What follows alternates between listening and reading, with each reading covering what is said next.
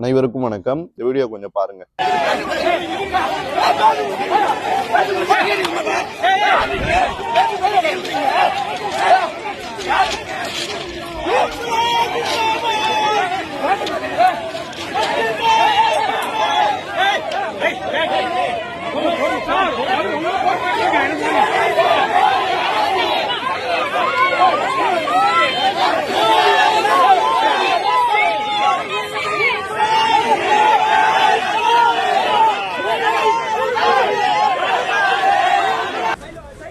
வணக்கம். டெல்லியில் நடைபெற்று வரும் மாணவர்களின் போராட்டத்திற்கு ஆதரவு தெரிவித்து திருப்புவனத்தில் மாணவர் அமைப்பினர் சார்பில் ரயில் மறியல் போராட்டமானது நடைபெற்றது.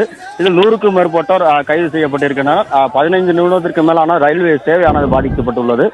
நீட் தேர்வு முறைகேடு வினாத்தாள் கசிந்தது தொடர்பாக மத்திய கல்வி அமைச்சர் தர்மேந்திர பிரதான் பதவி விலக வலியுறுத்தியும் நீட் தேர்வை விலக்க கோரியும் டெல்லியில் சிஜேபியினர் மற்றும் மாணவர்கள் அமைப்பினர் கடந்த 25 நாட்களுக்கு மேலாக அந்த போராட்டத்தில் ஈடுபட்டு வருகின்றனர். இதற்கு ஆதரவு தெரிவித்தும் இந்த போராட்டத்தில் ஈடுபட்ட மாணவர்கள் தாக்கப்பட்டதற்கு கண்டனம் தெரிவித்தும் பாதிக்கப்பட்ட மாணவர்களுக்கு 1 கோடி ரூபாய் இழப்பீடு வழங்க வலியுறுத்தியும் இந்திய ஜனநாயக மாணவர் சங்கத்தினர், இந்திய ஜனநாயக வாலிபர் சங்கத்தினர், விவசாய சங்கத்தினர் உள்ளிட்ட சில அமைப்புகள் சேர்ந்து திருப்பரங்குன்றம் ரயில் நிலையத்தில் ரயில் மறியல் போராட்டத்தில் ஈடுபட்டனர். டெல்லியில் நடைபெறும் மாணவர் இளைஞர்கள் போராட்டத்தை ஆதரித்து நாடு முழுவதும் ஆதரவு இயக்கம் நடத்த வர்த்தக வெகுஜன அமைப்புகள் முடிவு செய்துள்ளன. ஓகே, இந்த வீடியோ பார்க்கும்போதே உங்களுக்கு தெரிஞ்சிருக்கும் இந்த போராட்டம் எப்படி நடந்துச்சு அப்படின்னு. இதை பற்றி நான் டீட்டெயில்டாக பேச விரும்பல. எந்த அளவுக்கு பொதுமக்களுக்கு இடையூறு செய்ய முடியுமோ அந்த அளவு பண்ணியிருக்காங்க. ஒரு ரயில போயிட்டு முற்றுகையிடுறாங்க. அதில் பயணிக்கிற எல்லாரும் சாதாரண பொதுமக்கள். அவங்களுக்கும் இந்த நீட் ப்ரொட்டஸ்ட்டுக்கும் என்ன சம்மந்தம் இருக்கு? ஸோ இந்த மாதிரி நடந்துச்சுன்னா அப்புறம் கைது நடவடிக்கை பண்ணி தானே ஆகணும். காவல்துறையை அட்டாக் பண்ணுறாங்க. பாருங்க எந்த அளவுக்கு இது போயிருக்கு அப்படின்னு. ஸோ அதனால ஒரு சரியான முறையான போராட்டமாக இது நடந்திருக்கணும். பட் இது அங்கங்கே கொஞ்சம் வன்முறைகளும் கலந்து நடக்கிற மாதிரியான ஒரு ஃபீல் தான் நம்மளுக்கு வருது. ஸோ நிறைய டைம் இதை பற்றி நான் டீட்டெயிலாக எக்ஸ்பிளைன் பண்ணியிருக்கேன் நம்மளுடைய இன்ஸ்டாகிராமில். ஆனால் இந்த போராட்டங்கள் ஒரு தவறான முறைக்கு போதோ அப்படின்ற ஒரு சந்தேகம் எனக்கு இருக்குது. சரி, இப்போ இந்த விஷயத்துக்கு வருவோம். நீலம் பண்பாட்டு மையம் சார்பாக ஒரு போராட்டம் ஆர்கனைஸ் பண்ணாங்க. திடீர் போராளிகளாக வெற்றிமாறன், தேவதர்ஷினி, இவங்க ஆண்ட்ரியா, இந்த மாதிரி சில பேர்லாம் வந்திருந்தாங்க. ரேவதி அவர்கள், இவங்க எல்லாரும் வந்திருந்தாங்க. வந்துட்டு இந்த நீட் எதிர்ப்பை பற்றி பேசுறத விட்டுட்டு தாவேகா எதிர்ப்பை தான் அங்கே அதிகமாக பேசினாங்க. முக்கியமாக நம்மளுடைய போதைப்பொருள் கடத்தல் வழக்கில் சம்மந்தப்பட்ட அமீர் அவர்களும் வந்திருந்தார்.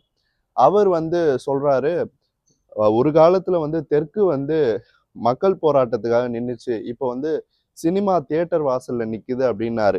யார் யார் அறிவுரை சொல்றது அப்படின்ற ஒரு நாகரிகம் இல்லாமலே போயிடுச்சு. தமிழ்நாட்டில் இப்போ ரீசெண்டாக திடீர் போராளிகள் நிறைய பேர் தமிழ்நாடு அரசுக்கு எதிராக போராடிட்டு இருக்காங்க. ஆனால் அவங்க போராட வேண்டியது நீட்டை எதிர்த்து. ஆனால் அந்த புரிதல் இல்லாமல் இந்த போராட்டத்தை டைவர்ட் பண்ணுற விதமாக இப்போ நிறைய பேர் பண்ணிட்டு இருக்காங்க. கடைசியாக இவங்களை அதிமுக ஆட்சியில் பார்த்தது 2016 to 17 இந்த பீரியடில் பார்த்தது. இப்போ வந்திருக்காங்க திமுக ஆட்சி காலம்லாம் முடிஞ்சதுக்கப்புறம் இப்போ தாவேக ஆட்சி காலத்தில் இவங்க ஒரு விதமான ட்ராமா பண்ணிட்டு இருக்காங்க. இதுல நீங்க பேசுற நிறைய பேரை பாருங்களேன். இந்த நீட் எதிர்ப்பு அப்படின்ற அந்த ஒற்றை புள்ளியை விட்டுட்டு தாவேகாவை எதிர்த்து பேசுறது, ஜனநாயகன் படத்தை எதிர்த்து பேசுறது, இதே மாதிரியான ஒரு ட்ரெண்டை இப்ப செட் பண்ணிட்டு இருக்காங்க. நான் ஒரு புரிதலோட தான் கேட்குறேன். இந்த போராட்டங்களை ஆர்கனைஸ் பண்றது யாரு, அவங்களுடைய குறிக்கோள் என்ன அப்படின்றத பத்தி நம்ம டீட்டெயில்டா நேற்று பேசிடணும். அதுல என்ன தெரிய வந்தது அப்படின்னா, சிஜேபியினுடைய ஒரு கோரிக்கை நீட்டை பேன் பண்ணக்கூடாது, ஃபேர் நீட்டா வேணும் அப்படின்றது, சரியான முறையில சீர்திருத்தங்கள் வேணும் அப்படின்றதுதான். ஆனா தமிழ்நாடு போராடுறது நீட்டை பேன் பண்ணணும், தடை பண்ணணும் அப்படின்ற ஒரு குறிக்கோளை வச்சுட்டு. ஆனா இங்க நீட் ப்ரொட்டஸ்ட் பண்ற மாணவர்கள்ட்ட போய் நீங்க பேசி பாருங்களேன், அவங்களுக்கு அந்த புரிதலே இருக்காது. அவங்க என்ன பேசுவாங்கன்னா, நீட்டை ரத்து பண்ணணும்னு நாங்க போராடுறோம் அப்படின்வாங்க. பட் ஆக்சுவலா அதனுடைய டிமாண்ட் என்ன? நீட் ஃபேரா நடக்கணும் அப்படின்றது தான் சிஜேபியினுடையது. பட் அது இல்லாம இங்க அதெல்லாம் பண்ணிட்டு இருக்காங்க. பாலன் இல்லத்துல CPI, communist party of India, T நகர்ல இருக்கிற அலுவலகத்துல போராடுற முக்காவாசி மாணவர்களுக்கு இந்த புரிதல் பெருமளவுக்கு இல்லை. அவங்க நினைக்கிறது நீட்டை பேன் பண்ணிடுவாங்க அப்படின்றது தான். நீலம் பண்பாட்டு மையம்னு ஒன்று இருக்கு. இங்க பா ரஞ்சித் அப்படின்னு ஒரு டைரக்டர் இருக்காரு. அவர் எப்படிப்பட்டவர்னு உங்களுக்கு தெரியும். அவர் ஒரு 5 வருஷம் எங்க போனாருன்னு தெரியல. அப்பப்ப கொஞ்சம் அறிக்கை கொடுப்பாரு. இப்ப திடீர்னு என்ன பேச ஆரம்பிச்சிட்டாருன்னா, தாவேகாவுக்கு எந்த விதமான ஒரு கடமையும் இதுல இல்ல, அவங்க ரெஸ்பான்சிபிலிட்டி எடுத்துக்க மாட்டாங்க, மாணவர்களை ஒடுக்குறாங்க அப்படின்னா எந்த இடத்துல ஒடுக்குனாங்க? எஸ்எஃப்ஐ அமைப்புகளை முதலமைச்சரா பதவியேற்ற உடனே முதலமைச்சர் அவர்கள் தலைமை செயலகத்துல பார்த்தாரு. இது வரைக்கும் எந்த முதலமைச்சராவது அந்த மாதிரி உடனே பண்ணியிருக்காங்களா? அது மட்டும் இல்லாம உங்களுடைய கோரிக்கைகளையும் நிறைவேற்றிருக்காரு. போராட்டங்கள் எப்படி நடக்கணுன்ற ஒரு நெறிமுறை இருக்கு. நீங்க வந்து சாலை மறியல் பண்றது, கல்வித்துறை அலுவலகங்களை முற்றுகையிடுறது, வருவாய்த்துறை அலுவலகங்களை முற்றுகையிடுறது, பொதுமக்களுக்கு எதிரான நடவடிக்கைகளை பண்றதெல்லாம் வந்து சரியா? ஏன்னா போதைப் பொருள் கடத்தல் வழக்குல சம்மந்தப்பட்டவங்க, கஞ்சா கடத்தல் வழக்குல சம்மந்தப்பட்டவங்கலாம் பெரிய போராளிகள் மாதிரி வெளியில வந்து பேசுற காலகட்டமா ஆயிடுச்சு. நான் யாரை சொல்றேன்னு உங்களுக்கே தெரியும். அதனால முதல்ல அட்வைஸ் பண்றதுக்கு முன்னாடி தங்களுடைய யோகியதை என்னன்றதை தெரிஞ்சுக்கிட்டு அமீர் மாதிரியான ஆட்கள்லாம் பேசினா நல்லா இருக்கும். ஏன்னா அவங்க வந்து இப்போ ரொம்ப ஒயிட் வாஷ் வேஷம் போட்டுட்டு இருக்காங்க. அவங்க வந்து ரொம்ப கிளீனானவங்க மாதிரியும், அவங்க மேல எந்த விதமான வழக்கு இல்லாத மாதிரியும், நியாயத்தின் பக்கம் அவங்க நிக்கிற மாதிரியும். அமீர் மாதிரியான ஆட்களுக்கெல்லாம் தாவேகா மேல முழுக்க முழுக்க வன்மம். இந்த கட்சி ஜெயிக்கிறதுக்கு முன்னாடி மிகப்பெரிய அளவுல வந்து தாவேகாவுக்கு எதிராக பேசிட்டு இருந்தாங்க. ஜெயிச்சதுக்கு அப்புறமும் இப்ப இவங்களுடைய வன்ம அரசியல் தொடருது. ஸோ அமீர் அவர்களுக்கெல்லாம் நம்ம வந்து இவ்வளோ இம்பார்ட்டன்ஸ் கொடுக்கணும்னு அவசியம் கிடையாது. அதெல்லாம் நம்ம கடந்து போயிடலாம். ஜனநாயகனுக்கும் இந்த நீட் எதிர்ப்பு போராட்டத்துக்கும் எந்த சம்பந்தமும் கிடையாது. அந்த படம் எவ்வளோ தடைகளை மீறி ரிலீஸ் ஆகி வந்திருக்கு. ஆனா நீங்க ஒரு மாணவர் ப்ரொட்டஸ்ட்ல போய் கலந்துக்கிட்டு அதை பத்தி பேசாம மாணவர்களையும் டைவர்ட் பண்ணி உங்க அரசியல் லாபத்துக்காக உங்க வெறுப்பை தீர்க்கறதுக்காக ஒரு குறிப்பிட்ட கட்சிக்கு எதிராக நீங்க வந்து அதை கட்டமைக்கிறீங்க. ஸோ இது வந்து வன்மையான கண்டனத்திற்கு உரியது. அதே மாதிரி நிறைய பேர் பேசுறாங்க. இப்ப ஆண்ட்ரியா அவர்கள்லாம் வந்து பேசுறாங்கல்ல, வாழ்த்துறோம், வரவேற்கிறோம். ஆனா போன வருஷம் இதே டி நகர்ல, இதே எக்மோர்ல இந்த துப்புரவு பணியாளர்கள் போராட்டம் செஞ்சாங்க, தாக்கப்பட்டாங்க, கைது செய்யப்பட்டாங்க. அப்ப எங்க போனாங்க இவங்கெல்லாம்? ஏன் இவங்கெல்லாம் போராட வரல? ஏன் இவங்க மக்களுக்காக பேசல? அப்ப புரியுதா இவங்களோட செலக்டிவ் பாலிடிக்ஸ்? ஸோ இதுதான் வந்து நம்ம அண்டர்ஸ்டாண்ட் பண்ண வேண்டிய விஷயமா இருக்கு. இவங்க எல்லாருமே ஒரு குறிப்பிட்ட கட்சியை எதிர்த்து, ஒரு குறிப்பிட்ட அரசாங்கத்தை எதிர்த்து மட்டும்தான் பேசுறாங்க. ஐடியாலஜிக்கலா சொல்றேன். இப்போ திமுக ஆட்சி காலத்துல எத்தனை திரைப்பிரபலங்கள் வந்து பேசுறாங்க. நாளைக்கு சூர்யா கூட வந்து பேசுவாரு. அந்த மாதிரியான ஒரு நிலைமையில தான் இருக்கு. இவங்க எல்லாருமே திமுக அல்லாத ஆட்சியில தான் வந்து பேசுறாங்களே தவிர, திமுக ஆட்சியில இருக்கும்போது இவங்க யாருமே வாயை திறக்கிறது கிடையாது. எத்தனை ப்ரொட்டஸ்ட் நடந்தது, எத்தனை போராட்டங்கள்ல வந்து இவங்கெல்லாம் கலந்துக்கிட்டாங்க. நான் கேட்கிறேன், மாணவர் அமைப்புகளுக்கு கொஞ்சமாவது இதை பத்தின ஒரு சுய சிந்தனை வரணும். இந்த மாதிரி ஆட்களை உள்ள விட்டு உங்க போராட்டத்தை நீங்களே கெடுத்துக்கலாமா? இதுல வேற வந்து வில்லன்ஸ்லாம் ஹீரோவா இருக்காங்க, ஹீரோலாம் வில்லன்ஸா இருக்காங்க நிஜ லைஃப்ல அப்படின்னு. இவங்க எல்லாருமே என்ன உண்மையான போராளிகளா? மாணவர்கள் மேல அக்கறையோட வந்தா பேசுறாங்க. இவங்க எல்லாருக்கும் ஒரு அரசியல் பண்ணணும். அதுக்காக இந்த மாணவர்களுடைய ப்ரொட்டஸ்ட்டை வந்து யூட்டிலைஸ் பண்ணிக்கிறாங்க. இவங்க எத்தனை பேருக்கு இந்த நீட் பத்தின புரிதல் இருக்கு அப்படின்றதுக்கு ஒரு எக்ஸாம்பிள் சொல்றேன். நீட்டை கொண்டு வந்தது 2019 காங்கிரஸ் திமுக கூட்டணி அரசாங்கம். அப்போ 2010 டிசம்பர் 21 நீட் மசோதா வருது. அப்போ திமுகவை சேர்ந்த காந்தி செல்வன் தான் சுகாதாரத்துறை அமைச்சரா இருக்காரு. அந்த டிபார்ட்மெண்ட்டோட அமைச்சர் அவர் தான். அப்போ இந்த நீட் மசோதாவை கொண்டு வந்து நிறைவேற்றிட்டு இன்னைக்கு நாங்க அதை எதிர்த்து போராடுறோம் அப்படின்னு திமுகவை சேர்ந்த அமைச்சர்களும் சரி, முன்னாள் அமைச்சர்களும் சரி, எம்எல்ஏக்களும் சரி பேசுறதுல எந்த விதமான அடிப்படை தார்மீகமும் இல்லை.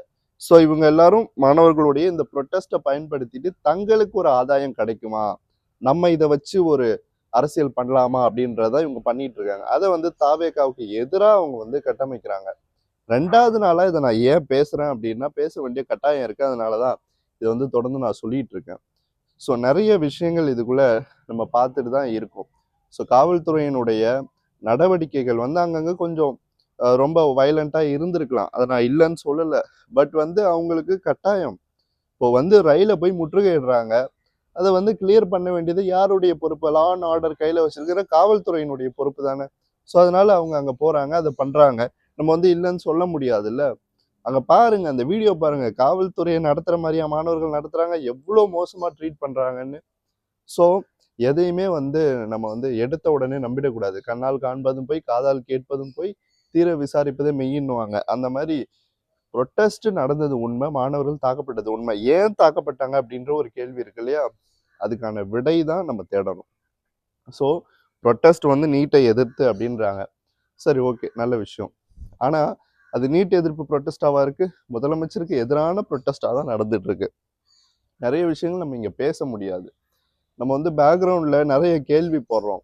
நிறைய விஷயங்கள் வந்து நம்ம பார்க்கறதுக்கும் நம்ம கேட்கறதுக்கும் நிறைய டிஃப்ரென்ஸை கொடுக்குது. ஆனா இந்த சமுதாயம் வந்து என்னைக்குமே பார்க்குற விஷயத்த தான் நம்புது. அதுதான் இங்க இருக்கிற மிகப்பெரிய டிஸ்அட்வான்டேஜ். அத பயன்படுத்தி தான் இந்த மாதிரியான ஆட்கள்லாம் வந்து பேசுறாங்க. இப்போ வந்து அவர் அந்த நீலம் பண்பாட்டு மையத்தை சேர்ந்த ப. ரஞ்சித் வந்து பேசுறாரு. தலித் அமைச்சர்களால என்ன பயன்? 8 தலித் அமைச்சர்களுக்கு பதவி கொடுத்தது மாற்றம் இல்லை அப்படின்றாரு. ஆக்சுவலா தாவேகா ஆட்சிக்கு வந்ததுக்கு அப்புறம் ஆம்ஸ்ட்ராங்கோட கொலை வழக்கை சிபிஐக்கு மாத்துச்சு.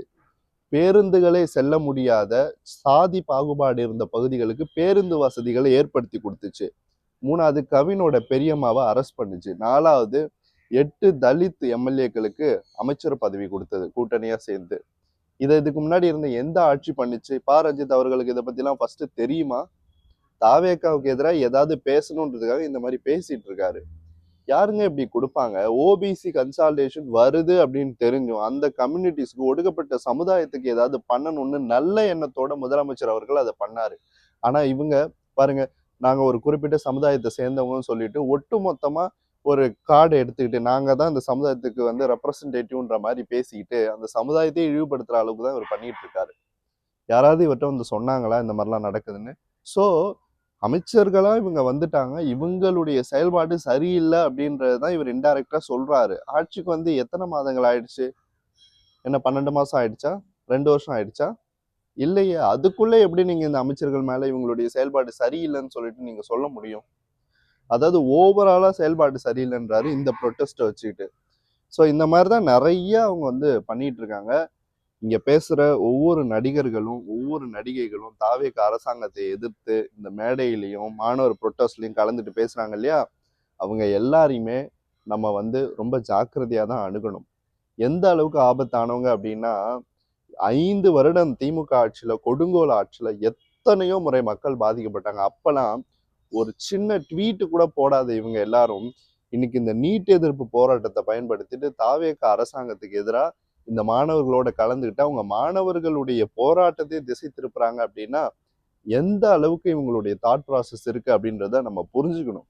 அதே மாதிரி அட்வைஸ் பண்ற சில பேர் இருக்காங்க இந்த போராட்டத்துல வந்துட்டு. அவங்க எல்லாரும் தங்கள் மீது இருக்கிற வழக்குகளுக்கும் தங்கள் மீது இருக்கிற பல்வேறு குற்றச்சாட்டுகளுக்கும் பதில் சொல்லிட்டு அதுக்கப்புறம் வந்து நீங்க தாவேகாவை பார்த்தும் விஜய் அவர்களினுடைய ரசிகர்களை பார்த்தும் நீங்க வந்து குற்றச்சாட்டுகளை வச்சுக்கலாம் அப்படின்றதுதான் நம்மளுடைய கருத்தா இருக்கு. ஸோ இது வந்து தொடர்ந்து போயிட்டு தான் இருக்கு. நம்ம வந்து இதுக்கப்புறம் அடுத்த கருத்து கணிப்பு வீடியோக்களை ரிலீஸ் பண்ணணும். ஸோ அடுத்தடுத்த வீடியோக்களை நம்ம அதை பத்தி பேசுவோம். இப்படிதான் இந்த அரசியல் களமானது போயிட்டு இருக்கு. இது போல இன்னொரு வீடியோல மறுபடியும் உங்களை சந்திக்கிறேன். நன்றி.